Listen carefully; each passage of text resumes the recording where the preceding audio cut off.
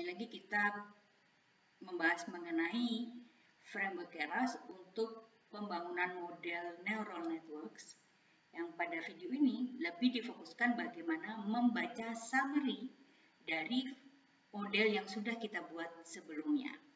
Oke, ini adalah contoh summary ketika kita lakukan eksekusi summary dari model yang sudah di-create sebelumnya. Ada 3 buah kolom di sana.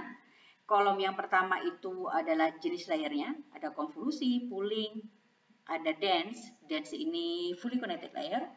Kemudian kolom kedua adalah ukuran output dari masing-masing layer. Yang ketiga adalah jumlah trainable parameter. Fokus video ini adalah ini angka dihitung dari mana, ya. Kenapa pada layer pertama jumlah trainable parameternya adalah 56, di sini 0, di sini 608, dan yang terakhir pada fully connected layer adalah 330. Video yang pertama ini fokus kepada jumlah trainable parameter pada fully connected layer. Oke. Sebelum kita mulai perhitungan, kita gambarkan terlebih dahulu arsitektur dari fully connected layer. Ini adalah contoh arsitektur fully connected layer. Jadi di sini misalkan saja ada 2 buah layer. Kita misalkan namakan ini adalah input layer. Kemudian di sini ada output layer. Di dalam input layer ini ada 6 buah input. Di dalam output ada 3 buah neuron. Ya. Di input ada 6 buah neuron, sedangkan di output layer ada 3 buah neuron. Ketika kita bicara fully connected layer, maka setiap neuron pada previous layer akan terhubung dengan setiap neuron pada current layer. Seperti ini. Misalkan, setiap neuron pada input layer ini terhubung dengan neuron pertama pada output layer. Karena di sini punya 6 buah neuron, maka ada 6 buah bobot yang ditrain untuk neuron output yang pertama atau O1. Kemudian, semua neuron pada input layer juga terhubung dengan neuron yang kedua pada output layer. Karena di sini jumlahnya ada 6 neuron, maka ada 6 buah bobot. So, total sampai saat ini ada 6 tambah 6 bobot atau 12 bobot yang ditrain selama pelatihan. Berikutnya, semua neuron ini juga terhubung dengan neuron yang ketiga. Karena ada 6 buah neuron pada input layer, maka ada 6 buah bobot yang ditrain. So, totalnya adalah 6 tambah 6 tambah 6 atau 18. Kalau kita mau buat rumus umumnya, maka jumlah bobot yang ditrain adalah ini. Jumlah neuron pada previous layer, yaitu di sini misalkan adalah 6, kalikan jumlah neuron pada current layer. Di sini contohnya adalah 3. So, 6 kali 3 sama dengan 18. Sekarang, misalkan ada tambahan 1 neuron pada previous layer, yaitu bias. Misalkan seperti ini. Kalau kita punya tambahan bias pada previous layer, maka jumlah bobotnya pun bertambah. Neuron bias ini masing-masing nanti terhubung dengan semua neuron yang terdapat pada output layer. Oke. Oleh karena itu, total bobot yang ditrain adalah jumlah neuron pada previous layer ditambah 1 untuk biasnya, kalikan jumlah neuron pada current layer.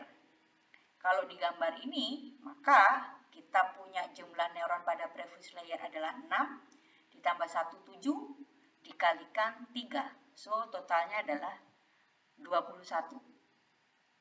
Oke, sekarang kita tunjukkan di summary dengan menggunakan Kerasnya. Ya. Kita lihat di sini. Ingat, kita harus lakukan importing Keras terlebih dahulu.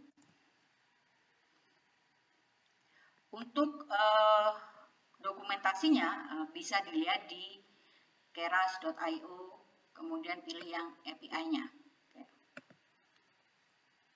Kita buat modelnya, misalkan kita beri nama FC layers,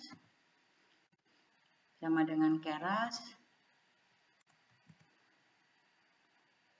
models, sequential, karena model kita terdiri dari beberapa layer. Oke. Kita jalankan dulu.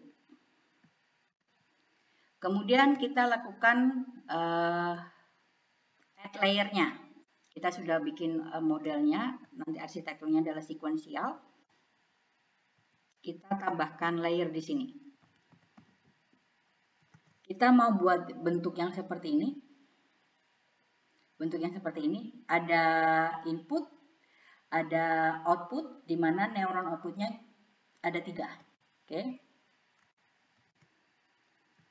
Add. Oke, karena kita mau buat bentuk layer kita adalah fully connected, maka kita panggil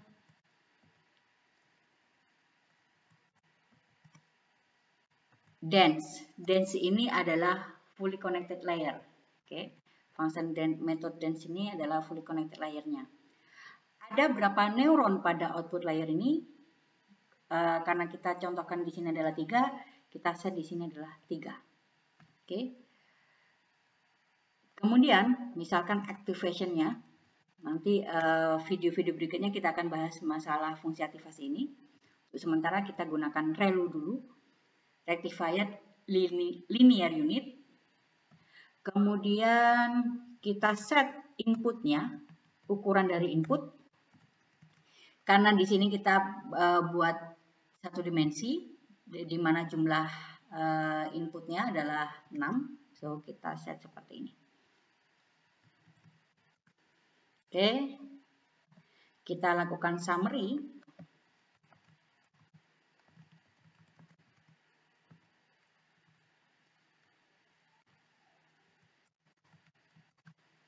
Maka jumlah trainable parameternya atau jumlah bobot yang di-train, yang di-update terus-menerus selama proses pelatihan itu adalah 21. Dapat dari 21 ini dilihat dari mana? Jumlah neuron pada previous layer di sini adalah 6, yang kebetulan previous layernya adalah si input, ada 6, kemudian ditambah 1 yaitu bias, so 7 totalnya kalikan 3. So jumlah trainable parameternya atau jumlah bobot yang di-train, yang selalu diupdate selama proses pelatihan adalah 21. Oke ya. Misalkan di sini saya tambahkan satu layer hidden. Kita copy saja.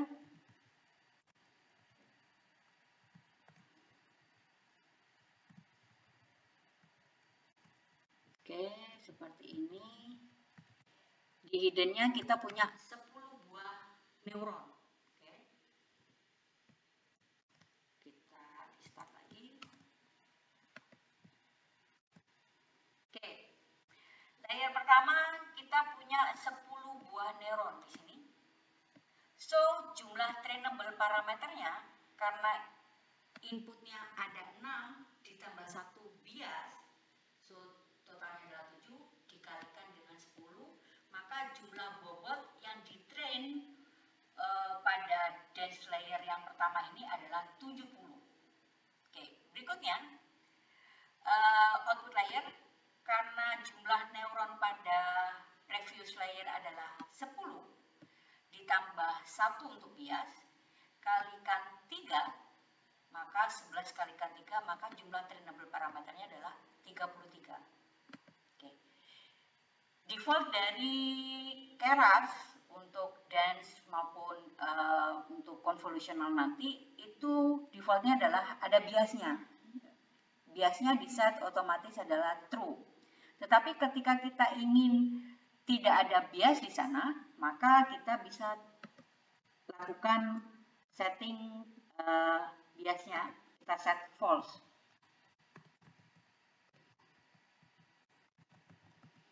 Oke. Seperti ini, nanti bisa lihat bedanya aja ya. Bisa lihat antara yang menggunakan bias dan yang tidak menggunakan bias. Oke. Untuk hidden layer, di sini ada 10 buah neuron, tidak menggunakan bias. Jumlah neuron pada previous layer, yang kebetulan adalah input layer, adalah 6. So, trainable parameternya adalah 6 kalikan 10. 60 trainable parameter atau 60 bobot. Sedangkan output layer, jumlah neuron pada previous layer adalah 10. Dan di sini biasnya defaultnya adalah true.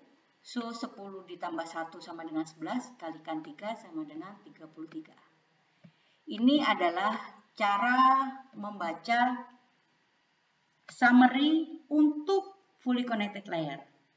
Pada video-video berikutnya, kita akan bahas bagaimana membaca summary untuk convolutional layer, baik itu konvolusi maupun pooling layernya.